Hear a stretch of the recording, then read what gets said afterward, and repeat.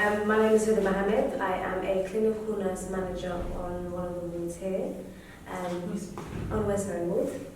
And this is my colleague. I'm Karen McGirl. I'm one of the clinical practice leads on Westferry ward, and I started on the ward a month ago. So I've been working in the service for the last 2 years, but on the high dependency unit it's been a month. So I'm starting to get used to more of the reducing in restrictive practices. I think we're going to just have a Q&A about our restrictive practice on our ward and just generally how we work with our ex-service users and our current service users for a better service, for a better practice, and reducing restrictive practices on our particular ward. So Karen, how is it working with our ex-service users and our current service users to reduce restrictive practice? I think it is really useful because obviously as nurses we're supposed to be providing compassionate care towards our service users, but sometimes we don't think about the bigger picture. So I can view a situation from the staff's perspective, but then when we have the ex-service user and the service user input, then it makes us think outside the box and makes us think about what actually we're doing and how it actually affects them. Because I don't think we can actually feel what the service users feel when we're the person, in most cases, in control. And sometimes it's nice to give that control back to the service users and the ex-service users. And for them to bring in, well actually I don't think that turning off the TV at 12 o'clock is useful for everybody. For one person it might be okay, but so I think it is useful for us to think about the wider picture and have more input from, we're supposed to be doing person-centred care planning in all of our work, but it's just about actually incorporating them in decision making.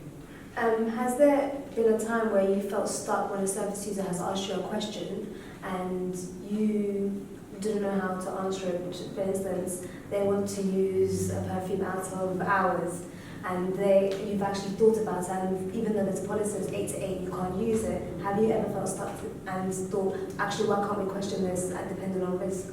Definitely. So yeah, as you said, a service user will come to me and say, I'd rather shower in before I go to bed. So I want to get into a clean bed, but I feel like I went to sports, I want to shower now, and then we're actually saying, no sorry, come back at 8 a.m. So then they're telling me how they feel, and I feel I like sitting down with the patient and feeling and speaking to them about their actual experience, but then I'm kind of stuck when I think, oh, but this is the rules, so I need to go by what this rules is saying. But then when we're thinking back about the way that they're experiencing, feeling that we're just really restricting them, and then all of a sudden it'll escalate into them feeling more frustrated, and then me say to them, okay, I understand how you're feeling, but sorry, this is the rule. So on one hand they're like, okay, so you understand how frustrating it is, but you're still going to make me wait until tomorrow morning.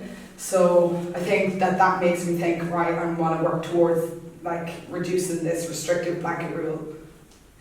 And finally, my final question. How have staff felt towards reducing restrictive practices, and what are their thoughts and views? So I think it's not as easy as this is it, this is what we're going to do. There's going to be always resistance from staff. So sometimes people think that risk is the main thing, but we're always encouraged to think about positive risk taking. So we're always thinking about how can we put a risk in the light where we're going to reduce the restrictive practices, and maybe that might cause it to be a bit more risk increasing, but also maybe about it's okay for us to take that risk and see how it goes and review it constantly. So at the minute on the ward, yes, we're telling the staff members that we want to reduce the risk. We want to, reduce the restrictive practice, but we're going to review it often. We're going to review it weekly in community meetings. We're going to review it in away days. We're going to review it in CIG meetings. So it's about giving them the reassurance that this is for the service user, but also we're going to review it. So if it's not working, we can then try and review it and see if it's working or not. Thank you. Yeah.